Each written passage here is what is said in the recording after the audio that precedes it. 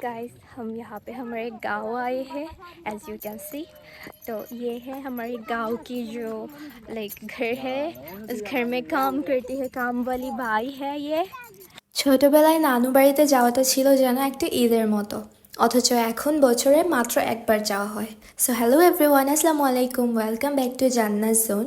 আমি চলে গিয়েছিলাম আমার নানু বাড়িতে প্রায় 1-1.5 বছর পরে। তবে এখন আর নানু বাড়িতে সেই ছোট্টবেলার মজা নেই। অনেকের বিয়ে হয়ে গেছে, কেউ হয়তো বাহিরে চলে গেছে, সবাই আর একসাথে নেই। প্র্যাকটিস দ্যাট আমরা বড় হয়ে গেছি।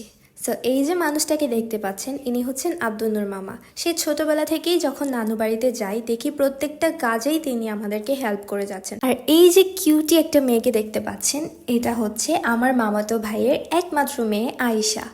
আয়েশাকে সেই ছোটবেলা আমি কোলে নিয়েছিলাম, কত কান্নাকাটি করতে, এখন দেখো কত বড় হয়ে গেছে।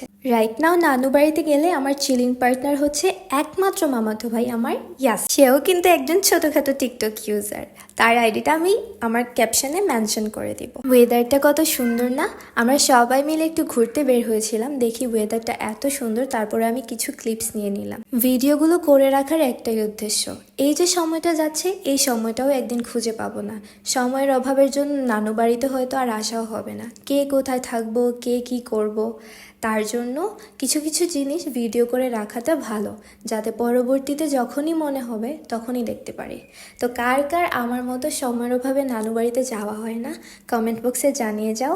And thanks for watching. আসসালামু আলাইকুম।